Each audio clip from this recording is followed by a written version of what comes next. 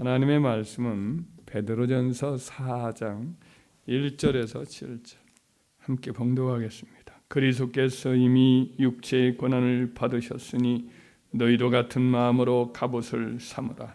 그 후로는 다시 사람의 정욕을 따르지 않고 하나님의 뜻을 따라 육체의 남은 때를 살게 하려 함이라. 너희가 음란과 정욕과 술 취함과 방탕과 향락과 무법한 우상 숭배를 하여 이방인의 뜻을 따라 행한 것은 지나간 때로 족하더라. 이러므로 너희가 그들과 함께 그런 극한 방탕에 다름질하지 아니하는 것을 그들이 이상히 여겨 비방하나 그들이 산 자와 죽은 자를 심판하기로 예비하신 이에게 사실대로 고하리라. 이를 위하여 죽은 자들에게도 복음이 전파되었으니 이는 육체로는 사람으로 심판을 받으나 영으로는 하나님을 따라 살게 하려 함이라. 만물의 마지막이 가까이 왔으니 그러므로 너희는 정신을 차리고 근신하여 기도하라. 아멘. 오늘 본문 말씀에 보면 7절에 사도 베드로가 만물의 마지막이 가까이 오고 있다라는 그런 시대인식을 하고 있습니다. 당시 사실 그 지역은 유럽이나 아프리카나 중동 지역을 다 석권한 로마 제국에 의한 그 가장 이제 전쟁이 없는 시대죠. 로마 팍스 로마나라고 하는 로마의 평화라는 시대가 열렸습니다. 그 강력한 군사력에 의해서 국경이 다 무너지고 민족의 경계도 사라지고 그리고 로마로 향해서 모든 길들이 다 잘 닦여서 인적 물적 그런 이제 물동량들이 자유롭게 유통을 하고 있었어요. 그래서 그런 기반 아래 사실은 이제 팔레스타인이라고는 작은 지역에 있었던 의진 지역이라고도 할 수 있는 그 팔레스타인의 좁은 땅에 복음이 시작을 했는데 그 땅에 이렇게 갇혀 있지 않고 그 로마나 팍스 로마나의 시대를 등에 업고 이제 각처로 복음이 전파되는 그런 역사가 있었던 거죠. 하지만 동시에 이제 로마의 최고 권력자가 그때 네로였는데 그 네로가 기독교에 대해서 이제 박해를 하기 시작합니다. 그래서 복음 전도의 문이 열림과 동시에 이제 그런 교회들이 로마 공권력에 의해서 여러 모양으로 이제 핍박을 당하고 또 이제 황제 숭배라는 그런 새로운 기류가 일어나니까 이로 인해서 교회가 곧장 시들어버릴 위기를 이제 맞이하고 있었던 거죠. 이러한 때에 이제 각처에 다니면서 복음을 전하고 교회를 돌보던 사도 베드로가 로마 제국의 심장부인 로마시로 입성을 합니다. 그래서 그 당시 로마의 성도들이 꽤 이제 생겨난 때인데 그 성도들을 돌보는 그런 일을 하고 있었습니다.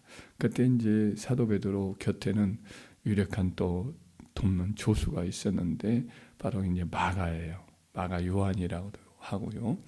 요한은 이제 그 히브리식 이름이고 마가가 이제 로마식 헬라식 이름이지.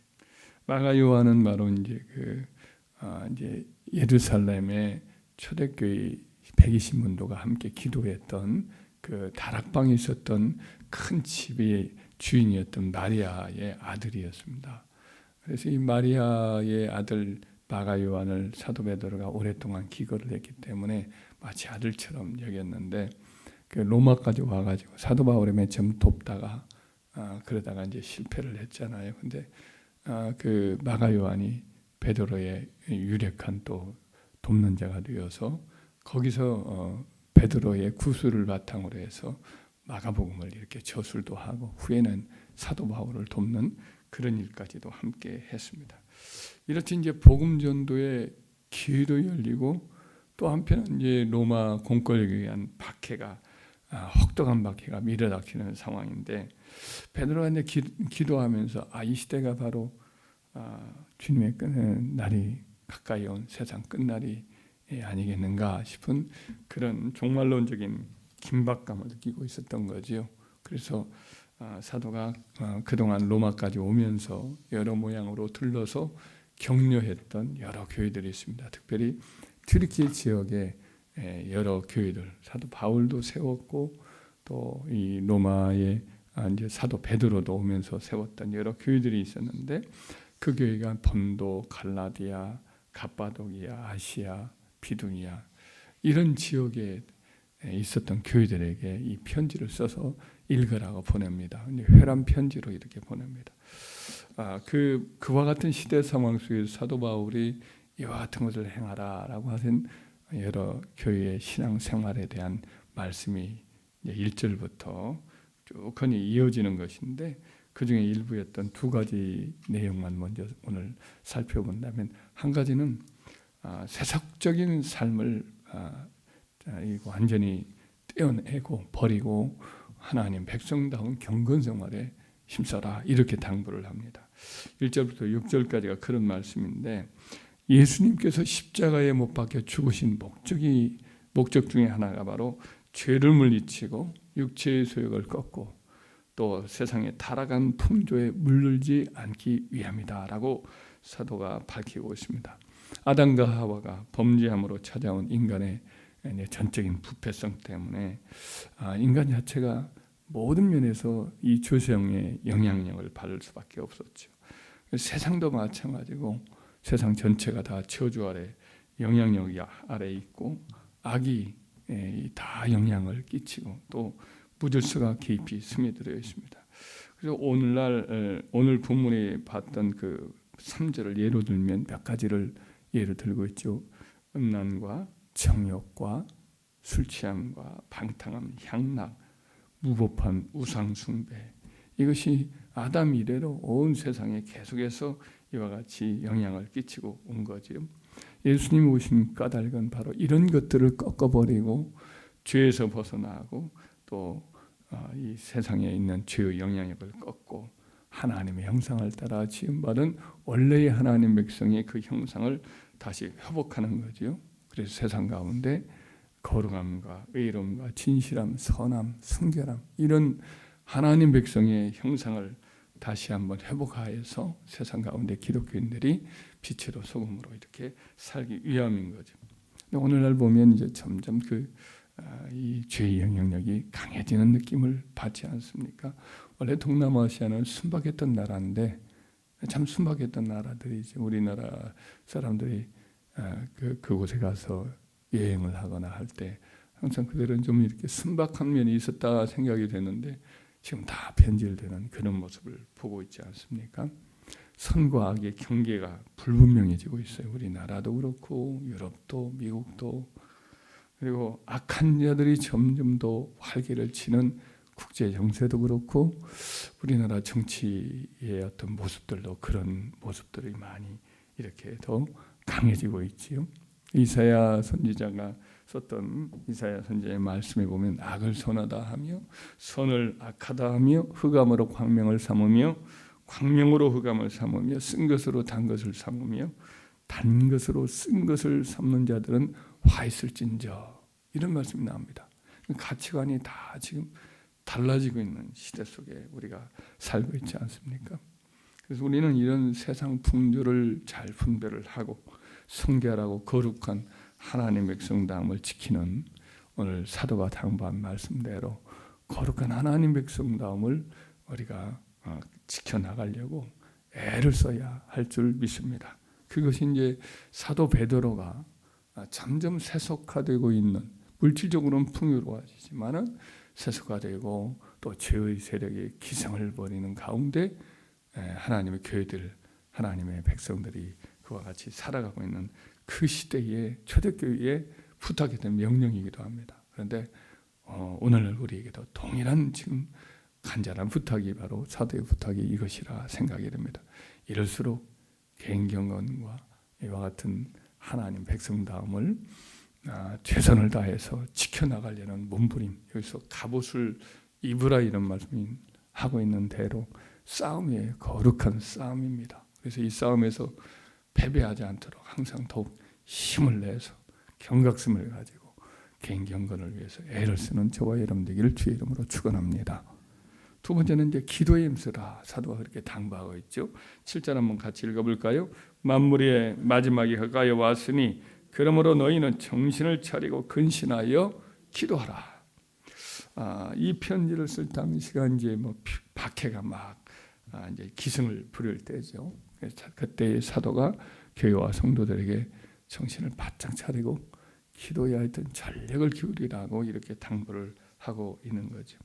이미 우리가 요한계시록의 묵시를 지난번에 공부를 해서 알고 있다시피 말세가 깊어지면 마귀와 그의 사자들인 귀신들이 자기 때가 얼마 남지 않은 걸 아니까 더 이제 분노합니다. 그리고 하나님 백성마저도 삼키려고 안간힘을 쓴다고 예수님 말씀하셨던 그 감람산 강화에서도 나와 있잖아요. 그래서 할 수만 했거든 택하신 자들로 이렇게 미혹하려고 마귀가 애를 쓴다 한 말씀과 같이 거짓 선지자들이 많이 충동하죠. 우리나라도 이단 사이비들이 굉장히 강력하게 지금 영혼들을 이렇게 도적질하는 것을 보지 않습니까? 그리고 적그리스도인 중에 정치가들을 가리키는데 적그리스도와 같은 그런 모습들을 많이들 지금 보이고 있잖아요. 그 세상의 지도자들이 도덕적인 사람이라고 볼 수 없는 사람들이 많이 나타나 있고 그들이 하나님의 교회를 박해하려고 지금 애를 많이 쓰고 있지 않습니까? 그래서 하나님의 교회들이 그런 박해 여러 고통 아래 지금 있고요. 또 세속화의 물결을 전 세계적으로 퍼뜨릴 것이라는 존재로 계시록에서 말씀하고 있었던 그 바벨론 음료가 오늘날 세상을 다 휩쓸고 있어서 많은 재물 혹은 방탕함, 괴계, 물질 제일주의, 바벨론 음료의 특징이 이제 물질 제일주의죠. 돈이 제일이라고 이런 가치관을 가지고 온 세상을 지금 뒤덮고 있는 거죠. 그래서 교회들로 하여금 영적인 잠에 빠뜨리려고 강력한 유혹의 추파를 지금도 지금 점점 더 강하게 이렇게 세상을 향해서 영향을 끼치고 있습니다. 그래서 그 결과로 세상을 가만히 보면 한 20년, 30년 전부터 강해졌던 종교 다원주의가 점점 힘을 얻습니다. 교회들이 어떤 진리에 대한 어떤 강렬한 보수주의로 이걸 지키겠다라는 열정이 사라졌어요. 왜냐하면 교회들의 가운데 이제 교리 중심의 가르침을 파수한다라는 그런 느낌이 제가 뭐 교회를 이렇게 하면서도 점점 없어져가는 느낌이에요. 점점 진리에 대한 파수에 대한 어떤 결의 이런 것보다는 어떤 세상의 어떤 많은 영혼을 그냥 살리겠다는 그런 딱 한 가지 이걸 가지고 어떤 면에서는 꽁 잡는 거에 매라는 식으로 그런 식으로 방법론만 많이 강조되는 그런 시대를 지금 살고 있는 것 같습니다. 사람들이 좋아하는 대중에 영합하는 비진리도 많이 섞여 있고 동성애를 반대하는 교회나 성도들이 교단에서 축출되는 것이 미국이나 유럽에서 지금도 자행되고 있고 거리에서 복음을 전하면 이것을 일단 질서 파괴자 그리고 사회 통합을 해치는 극단주의자 이렇게 인정하고 경찰이 체포도 하는 그런 일이 있고 여전히 학교에서는 십계명을 암송하는 거라든지 예수님의 이름으로 기도하는 학생이나 그런 교사들이 징계를 당하는 그와 같은 시대를 우리가 살고 있습니다. 그래서 반기독교적인 이런 기운이 점점 세력을 얻는 이와 같은 때이기 때문에 아마 우리나라도 그와 같은 영향력을 받지 않을까. 이런 박해가 언제든지 찾아올 수 있다. 이와 같은 때에 누가 믿음을 지켜가느냐. 깨어 기도하는 간절한 기도의 사람들만이 이런 시대를 이겨나가고 끝까지 하나님께 충성할 수 있는 힘을 얻는 것은 분명한 겁니다. 그래서 저와 여러분들은 무엇보다도 기도하고 또 기도하고 또 기도해야 될 줄 믿습니다. 그러므로 너희가 정신을 차리고 근신하여 기도하라. 이 말씀이 사도의 그 간절한 부탁이 그 당시에 박해에 교회가 무너질 그 시기 주신 말씀인데 우리에게도 지금 점점 그와 같은 시대가 멀지 않았다. 그래서 기도해야겠다라는 각오를 가지고 더 하나님 앞에 기도의 시간을 들려가는 저와 여러분 되길 주의 이름으로 축원합니다. 경건과 기도의 삶을 통해서 이와 같은 말세지 말의 여러 현상들과 맞서 싸워서 승리하는 저와 여러분 되기를 주의 이름으로 축원합니다.